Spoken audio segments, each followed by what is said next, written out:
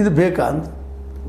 ಯಾಕಂದ್ರೆ ಹೌದು ಅದಕ್ಕೆ ಒಪ್ಕೊಂಡ್ರು, ನಾವು ಹೇಳಿಲ್ಲ ಅಂತ. ಮತ್ತು ಜೊತೆಗೆ ನಮ್ಮ ಸುಧಾಕರ್ ಅವ್ರು ಹೇಳ್ತಾ ಇದ್ದಾರೆ, ನಾವೇನು ಹೇಳಿದ್ವಿ ಅವ್ರಿಗೆ, ಇವರು ಎಲ್ಲ ಜನವಾರ ತೆಗೆಸ್ರಿ ಶಿವದಾರ ತೆಗೆಸ್ರಿ ನಾವು ಹೇಳಿದೀವ? ಇಲ್ಲ, ಅದು ರೂಲ್ಸ್ ಆಗ ಮಾಡಿದ್ದಾರೆ ಪಾಪ, ರೂಲ್ಸ್ ಪ್ರಕಾರ ಹೋಗಿದ್ದಾರೆ. ಅವ್ರಿಗೆ ಏನು ತಪ್ಪಿಲ್ಲ ಅದ್ರೊಳಗೆ. ಯಾಕಂದರೆ ಇವತ್ತು ಮಾಲ್ ಪ್ರಾಕ್ಟೀಸಿಂಗ್ ಈಗ ನಮ್ಮ ಈ ಸಿದ್ದರಾಮಯ್ಯ 2 ದಿನಗಳಿಂದ ಹೇಳ್ತಾ ಇದೆ ಈ ಮಾತನ್ನು. ಇಲ್ಲೇ ಕಾಫಿ ಸಂತತಿ ಭಾಳ ಬೆಳೀತಾ ಇದೆ, ಪೇಪರ್ ಲೀಕ್ಸ್ ಆಗ್ತಾ ಇದ್ದಾವ, ಏನೇನೋ ಆಗ್ತಾ ಇದ್ದಾವ, ಬ್ಲೂಟೂತ್ ಮೇಲೆ ಏನೋ ಗದ್ದ ಮಾಡ್ತಾ ಇದ್ದಾರೆ ಅಲ್ಲಿ ವಿದ್ಯಾರ್ಥಿಗಳು.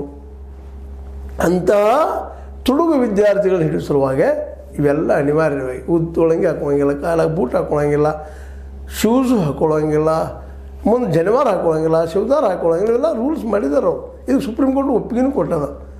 ಮತ್ತು ಈ ಸರ್ಕಾರನೂ ಅನಗೈತಿ, ಒಂದು ಸರ್ಕಾರಕ್ಕೆ ಏನೋ ಒಂದು ಟೈಮ್ ಸಿಕ್ತು ಬೈದುಕಂತ ತಿಳ್ಕೊಂಡು ಬೈಕೋದು ಹೊರಟ್ರೆ ಏನೋ ಸರ್ಕಾರದ ಏನು ಇದ್ರಲ್ಲಿ ಕೆಲಸವೂ ಇಲ್ಲ ಅಂತ ಸ್ಪಷ್ಟ ಕಾಣ್ಲಿಕ್ಕೆ ಆಗ್ತದೆ.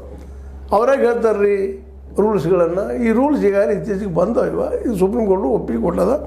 ಅದೇ ಮಾತ್ರ ರಾಮಲಿಂಗಾರೆಡ್ಡಿ ಅವರು ಹೇಳ್ತಾ ಇದ್ದಾರೆ. ಜೊತೆಗೆ ನಮ್ಮ ಏನಪ್ಪ ಅಂತಂದ್ರೆ ಇಲ್ಲೇ ನಮ್ಮ ಸುಧಾಕರ್ ಅವರು ಹೇಳ್ತಾ ಇದ್ದಾರೆ, DK ಶಿವಕುಮಾರ್ ಅವರು ಹೇಳ್ತಾ ಇದ್ದಾರೆ.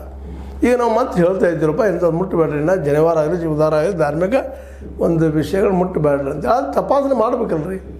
ತಪಾಸಣೆ ಮಾಡೋದು ಅನಿವಾರ್ಯ ಆಗ್ತದೆ.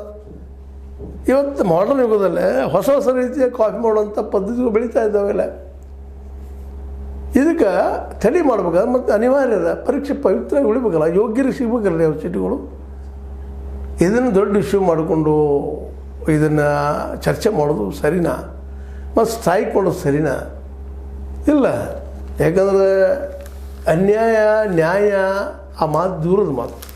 ಇಲ್ಲ, ನ್ಯಾಯದಕ್ಕಿಂತ ಅನ್ಯಾಯ ಆಗಿದೆ ಅಂತ ಆಲ್ರೆಡಿ ಅವರು ಸರ್ಕಾರ ಅವ್ರಿಗೆ ಶಿಕ್ಷಣ ಕೊಟ್ಟದ, ವಜಾ ಮಾಡಿದ್ದಾರೆ ಅವ್ರನ್ನ ಸಂಬಂಧಿಸಿದಂಥ ಅಲ್ಲಿಯ ಪರೀಕ್ಷಕರನ್ನು ಸಿಬ್ಬಂದಿಯನ್ನು. ಮತ್ತು ಇನ್ನೇನು ಮಾಡೋದಪ್ಪ ಈಗ ಹೊಸದು ಬಾಯರಪ್ಪ ಇನ್ನು ಮೇಲೆ ನಾವು ನಡೆಯುವಂಥ ಎಕ್ಸಾಮ್ಗಳಲ್ಲಿ ಧಾರ್ಮಿಕ ಚಿಹ್ನೆಗಳು ಮುಟ್ಟುವುದಿಲ್ಲ ಅನ್ನೋದು ಹೇಳಿದರು. ಬಟ್ ಆ ನೆಲೆಯಲ್ಲೇ ಪರೀಕ್ಷೆಗಳಲ್ಲಿ